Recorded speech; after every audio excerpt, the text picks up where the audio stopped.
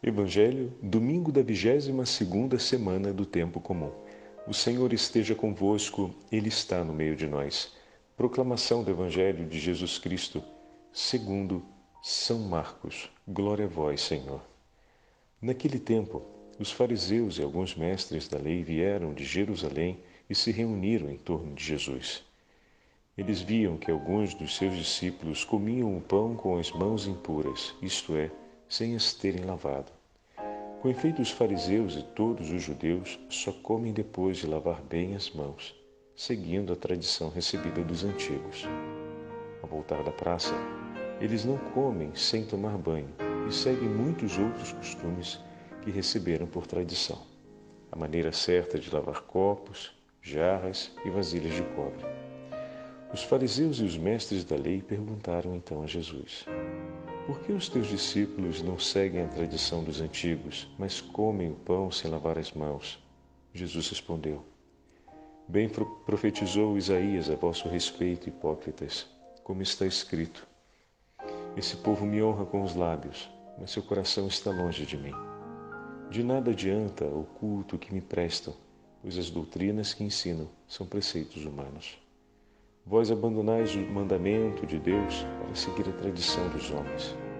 Em seguida, Jesus chamou a multidão para perto de si e disse: escutai todos e compreendei. O que torna impuro o homem não é o que entra nele vindo de fora, mas o que sai do seu interior.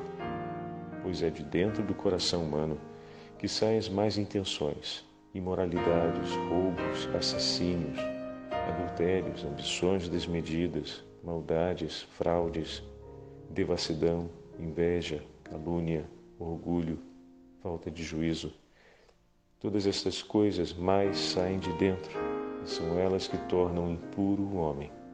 Palavra da salvação. Glória a vós, Senhor. Domingo da 22ª semana do tempo comum, em nome do Pai, do Filho e do Espírito Santo. Amém. Queridos irmãos e irmãs, a Santa Liturgia nos leva ao 7º capítulo do Evangelho de São Marcos. Mas, de maneira particular, poderíamos dizer que as duas grandes motivações para a leitura do Evangelho de hoje, ou melhor, as duas grandes sínteses do Evangelho de hoje, nós podemos encontrar na primeira leitura do livro de Deuteronômio e na segunda leitura da carta de São Tiago, quando dizem assim: observai-os e ponde-os em prática, são os preceitos de Deus. Eles serão a vossa sabedoria e a vossa prudência aos olhos dos povos. E na segunda leitura, diz a Sagrada Escritura, através da carta de São Tiago: sede cumpridores da palavra e não apenas ouvintes, pois seria enganar-vos a vós mesmos. Muito bem, chegamos ao conceito de hipócrita, daquele que, como um artista, vive uma outra, digamos assim, verdade sobre si mesmo. Ou melhor, que compreendendo onde está a verdade, prefere interpretar uma outra na sua própria vida. Então, a advertência do Senhor hoje, forte no Evangelho. Bom, no Evangelho de hoje, Jesus fala com diversos interlocutores. Inicialmente começa falando com os fariseus, mas também a sua fala se dirige à multidão e aos discípulos, porque não podemos ignorar que o discurso começa dos fariseus que observam os discípulos que acompanham o Senhor. Isso significa, ao realizar essa, não mobilidade, mas essa mudança de interlocutores, né? Marcos faz a narrativa de um texto onde vemos que ele vai mudando os interlocutores no decorrer do texto, tem uma intencionalidade do evangelista ao fazer isso, né? Isso significa que não se limita a ser uma resposta, as palavras de Jesus não se limitam a ser uma resposta prática à pergunta feita pelo escriba a respeito do cumprimento das leis dos antigos. Deixa o padre pegar aqui o texto, que nós vamos olhar a narrativa do texto com um pouco mais de precisão.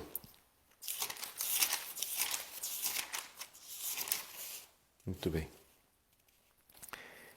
Pergunta: vendo que alguns dos seus discípulos comiam os pães com mãos impuras, isto é, sem lavá-las, os fariseus, com efeito, e todos os judeus. Então, agora, Marcos apresenta essa explicação porque ele está escrevendo e os seus interlocutores do Evangelho são aqueles vindo da tradição românica, ou seja, vindo do mundo pagão, então ele precisa explicar aquilo que Mateus não precisaria explicar porque eles já conhecem.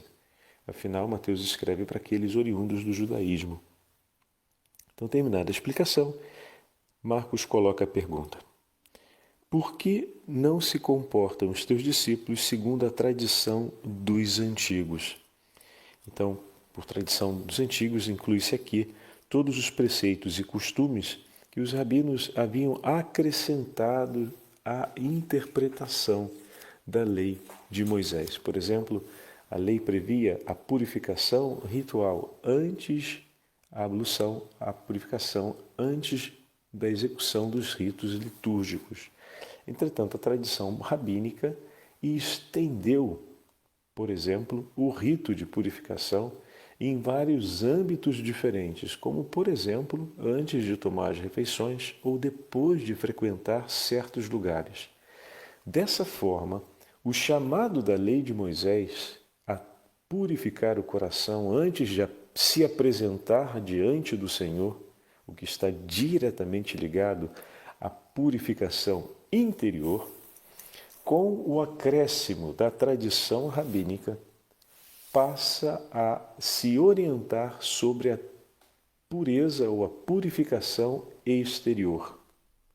De maneira que a purificação exterior torna-se sinônimo de uma pureza interior.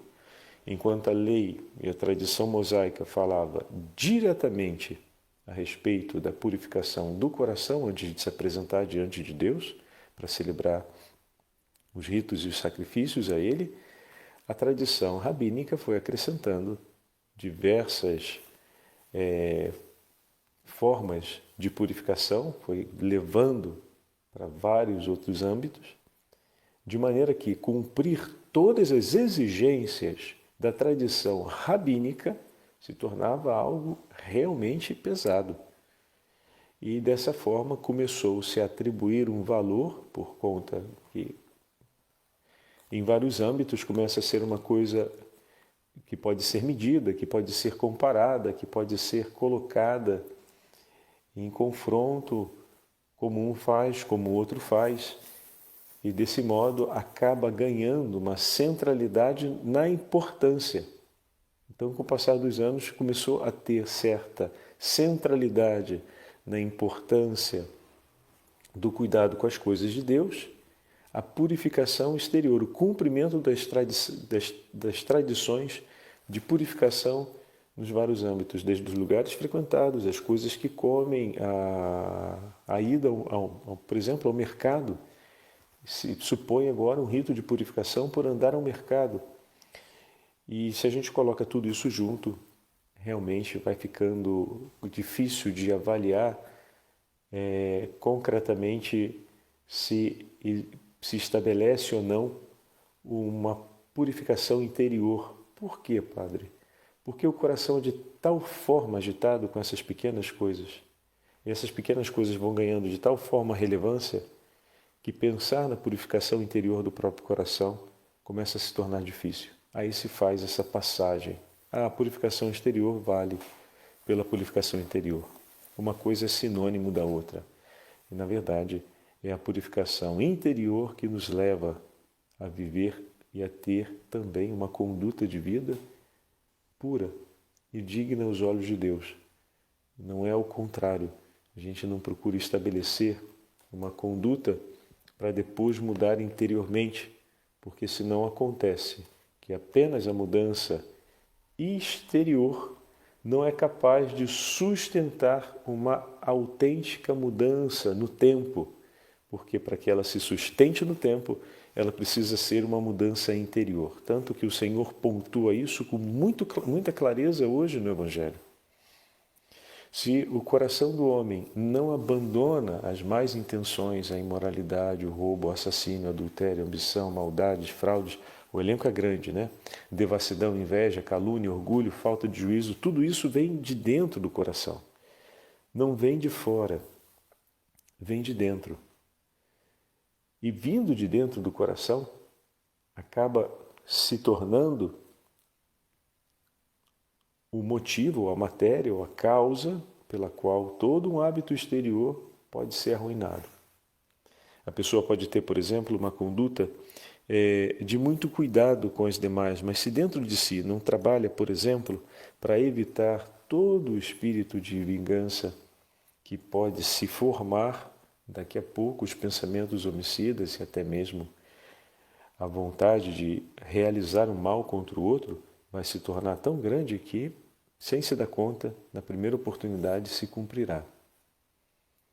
Muitas vezes se conduzem boas e oportunas obras de caridade, mas o coração interiormente continua guardando ou continua acumulando ambições sem ser alcançado pela palavra de Deus, sem ser modelado pelo ensinamento que o Senhor nos oferece através da Sagrada Escritura. E dessa forma, o que vai acontecendo?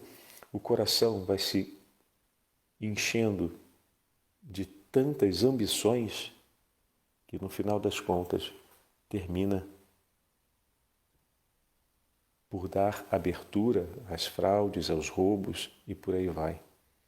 Ou então, como o caso da inveja, acontece um alegrar-se com a felicidade do outro, acontece um ato de admiração pelo bem e por aquilo que o outro, que o nosso irmão consegue conquistar.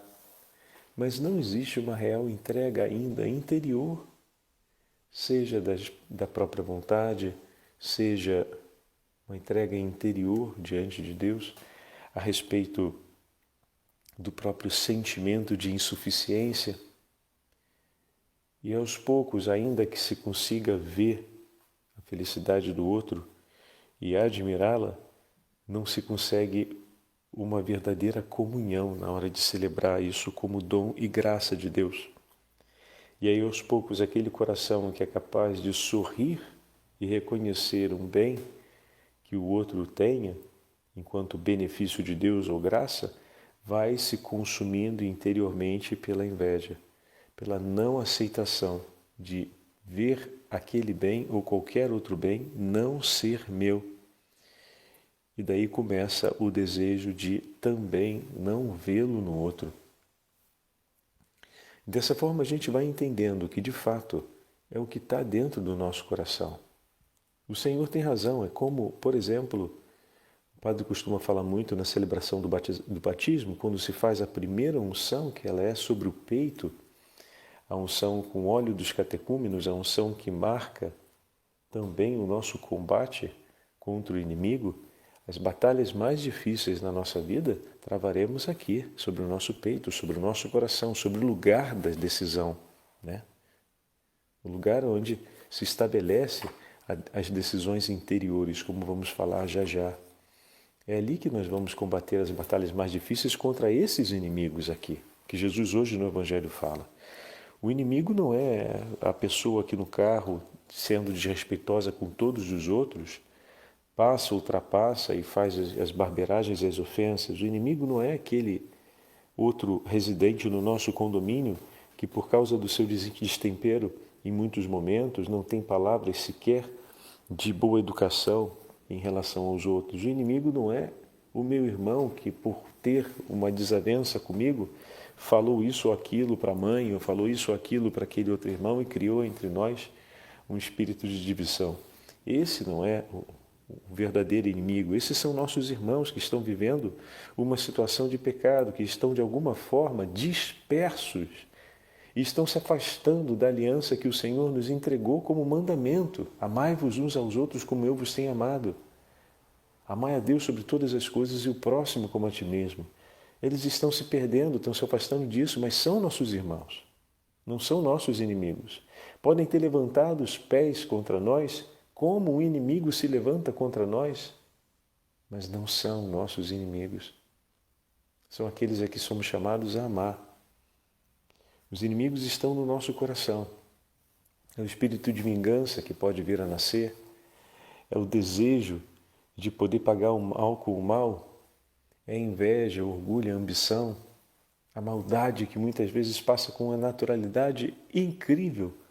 Como a gente com tanta naturalidade pensa um ato de maldade contra outra pessoa quando a raiva sai do controle dentro da gente, ainda que a gente não tenha coragem de falar, e bendito seja Deus por isso, e às vezes menos coragem ainda de realizar, bendito seja Deus no mais alto céu por isso, mas precisamos recuperar ao menos o freio inibitório de não pensar de maneira tão simples e fácil, tão rápida e abundante como às vezes pensamos, porque isso vai nutrindo outras coisas, como, por exemplo, a possibilidade de, numa primeira ocasião, realizar também uma calúnia, ou destemperarmos as nossas palavras e na hora de falar daquela pessoa, falamos com um tom a mais e, de certa forma, com esse tom a mais, provocamos no coração do outro um desejo de hostilidade ou uma indisponibilidade ao amor por aquela pessoa que nos incomodou, que nos incomoda. Então, essas realidades, elas estão todas relacionadas, mas nos mostram também que todas elas não vêm do exterior. Talvez aquela pessoa agindo desse modo tenha sensibilizado dentro de mim algo que ainda não está bem equilibrado, como a minha ambição pelas coisas, a forma como controlo os pensamentos e as inclinações, a maldade, as más intenções do meu coração, que às vezes muitas eu percebo, mas não é que tenho o hábito de renunciar às más intenções quando elas vêm.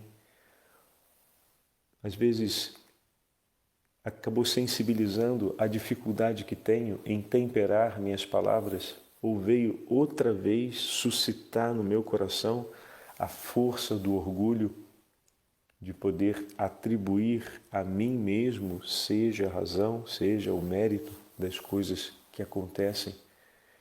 Me acelerou de tal forma e veio provocar uma agitação interior a ponto de me tirar a capacidade de avaliar bem, de ter um bom juízo sobre as coisas.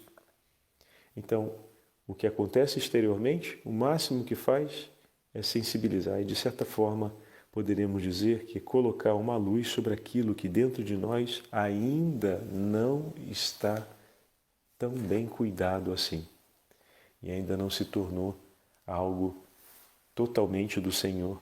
Ainda tenho necessidade de encontrar um remédio melhor e mais eficaz. Então, voltando ao que falávamos no início, o Senhor, ao falar no Evangelho de hoje, conforme Marcos nos apresenta, não se limita apenas a responder ao escriba, mas fala à multidão e aos discípulos. Isso significa que sua resposta, como o padre dizia, não é uma resposta prática à pergunta do escriba, mas um ensinamento novo para todos os que escutam. Novo não no sentido de inédito, mas no sentido de fazer novo aquilo que já é conhecido, ou seja, de voltar sobre o que Deus disse e tomar de novo como essencial aquilo que precisa estar no centro, que é a pureza interior. Ao mesmo tempo, a fala de Jesus é uma advertência para os discípulos em relação à cegueira sobre o modo da vida evangélica, entre a teoria conhecida e a prática. Como assim, Padre? O Senhor fala digamos, objetivamente sobre a pergunta que foi apresentada e responde em relação à prática da lei mosaica e o que se tornou a tradição rabínica. Mas isso se aplica à nossa comunidade cristã também, que pode viver a mesma coisa. Nós não seguimos a lei mosaica, não seguimos as tradições rabínicas, mas também temos as nossas tradições cristãs e temos os mandamentos do Senhor e todos as suas promessas e os seus mandamentos ao longo do Evangelho, todos os ensinamentos de Jesus. Perdão, está vindo a palavra. E dessa forma, também nós precisamos ficar de orelha em pé, de orelha aberta, bem atenta, porque pode acontecer de seguirmos essa mesma estrada, a cegueira diante do modo de vida evangélica. Saber por revelação divina aquilo que o Senhor nos apresentou e a forma como nos empenhamos na prática daquilo. Às vezes podemos criar uma forma de vida cristã que nos leve para fora da essencialidade. O que isso quer dizer, Padre? Quer dizer que a gente faz tudo aquilo que uma pessoa religiosa faz. A gente só não tem como ponto central da nossa vida amar a Deus sobre todas as coisas e o próximo como a nós mesmos. Simples, né? Falando de maneira bem direta. A gente cumpre muitas coisas, mas na hora de olhar o nosso irmão como irmão, a gente não olha. Na hora de amai-vos uns aos outros como eu vos tenho amado, não amamos. Cumprimos todos os atos religiosos e conseguimos demonstrar uma sensível devoção e estima, e evidente estima por nosso Senhor e pelas coisas religiosas, mas na hora de entregarmos-nos em um ato de amor e misericórdia pelo nosso irmão, ali não se faz, não se vive. Aqui voltamos à carta de São Tiago. Então, esse risco pode ser também um risco nosso. A forma, por isso a advertência de Jesus a toda a comunidade cristã, de nos dispersarmos na vida na própria vida religiosa, na própria vida típica da comunidade. Já, se pegamos aqui, divido com vocês rapidamente esse trecho das homilias a respeito de São Mateus, de São João Crisóstomo. São João Crisóstomo escreve assim ao seu rebanho. Aprendamos, portanto, caríssimos irmãos, a raciocinar e a reverenciar a Cristo como lhe agrada. A honra mais agradável a alguém que se deseja honrar é aquela que ele prefere, não aquela que julgamos melhor. Olha que interessante. De certa forma, o que acontece, o que Jesus critica hoje no Evangelho é que, de fato, terminou por se orientar sobre aquilo que se julgava ser melhor, a pureza externa, e ignorou-se aquilo que Deus já havia manifestado como sendo realmente o que lhe agrada, a pureza interior, a pureza do coração. Perceberam isso? Se aquela pessoa lhe agrada que a melhor forma, o melhor presente que lhe traz tanta satisfação é um presente simples e delicado, não é que levando uma outra coisa eu lhe agradarei mais. O que agrada realmente é oferecer aquilo que o outro espera. Por exemplo, o Senhor espera e naquele dia, concretamente, me dá a chance de realizar uma caridade por uma pessoa necessitada, ou me dá a chance de ser gentil e cordial dentro da minha casa, porque trouxe ao meu coração tanta paz e serenidade naquele dia que eu me dei conta que estou num dia ótimo.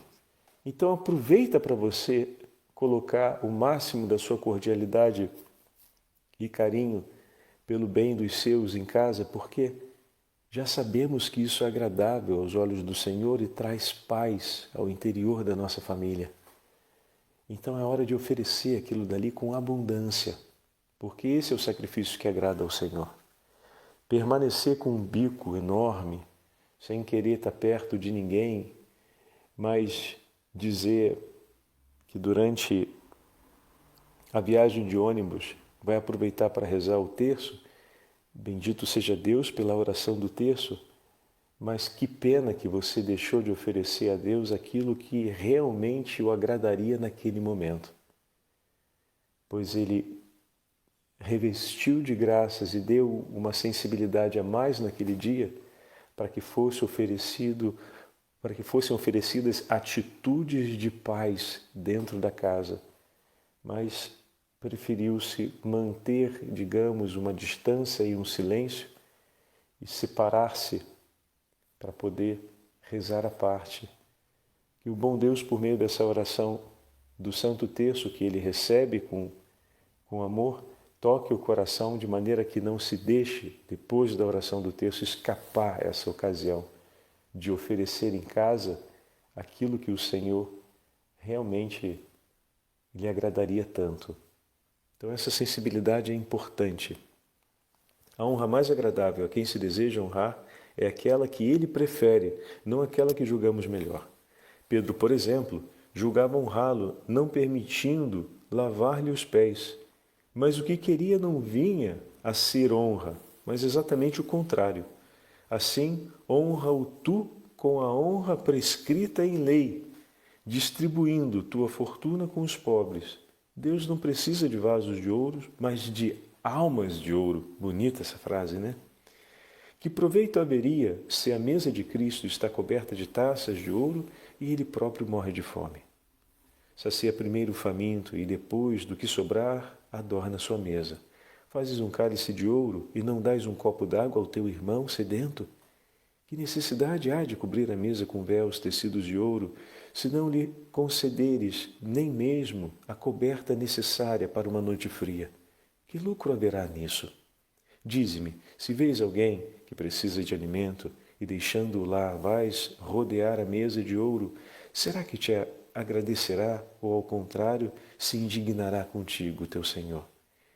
Que acontecerá se, ao vê-lo coberto de andrajos e morto de frio, deixando de dar as vestes, mandas levantar colunas douradas, declarando fazê-lo em sua honra? Como pode declarar ser em honra ao Senhor tudo aquilo que faz e ignoras o que o seu coração mais deseja?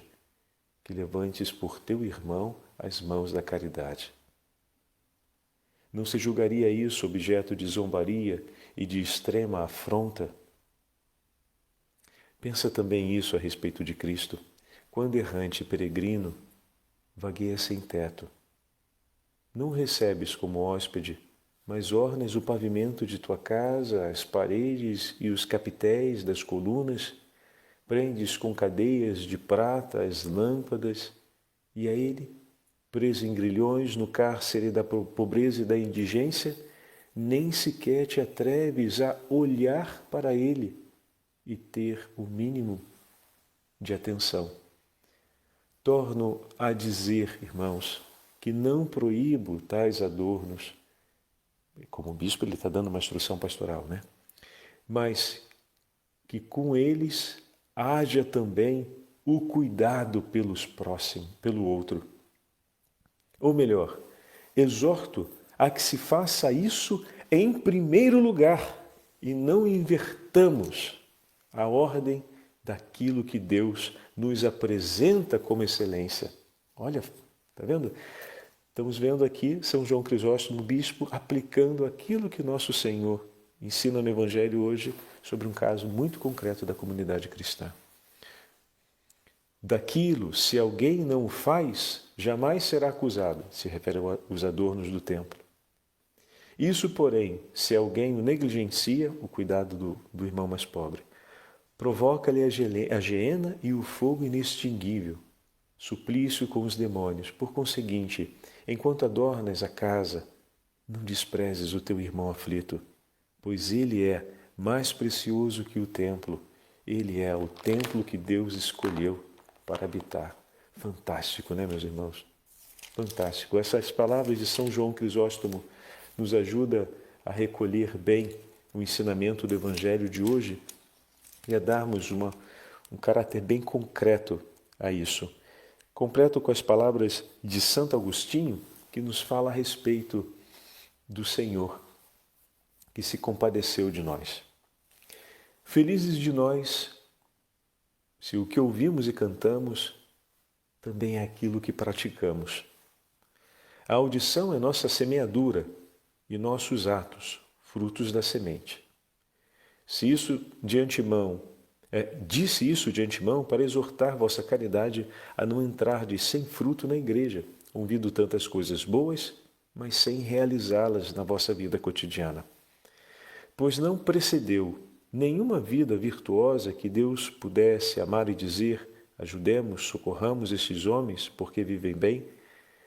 Desagradava-lhe nossa vida, desagradava-lhe em nós tudo o que fazíamos, mas não lhe desagradava o que ele mesmo fez em nós. Por isso, o que nós fizemos, ele condenará, mas o que ele próprio fez, ele salvará. Por isso nos entregou a sua palavra, a fim de que essa possa edificar em nós as suas obras, e essas serão recolhidas por eles e serão adornadas com as bênçãos da eternidade. Então o Senhor nos entrega a sua palavra, nos entrega o seu ensinamento para que para que ouvindo e acolhendo, as nossas obras sejam suas. Essas ele reconhece, ele abençoa. Todas as obras que não nascem do acolhimento da palavra de Deus, essas são obras nossas. Em outras palavras, é aquela impureza que vem do nosso coração. Só a palavra de Deus tem o poder de purificar o coração do homem. E toda vez que o homem não acolhe essa palavra e ela não move dentro de nós o agir, acaba se tornando obra nossa. E as obras nossas, as nossas obras, são sempre marcadas pelo pecado, e essas o Senhor queimará. Mas enquanto aquelas edificadas por meio da sua palavra se tornam legítimas obras de caridade, purificam o nosso coração, e essas serão exaltadas diante de Deus. O Senhor esteja convosco, Ele está no meio de nós. Pela intercessão de São João Crisóstomo e de Santo Agostinho e da Beatíssima Virgem Maria, abençoe-vos o Deus Todo-Poderoso, Pai, Filho e Espírito Santo. Amém.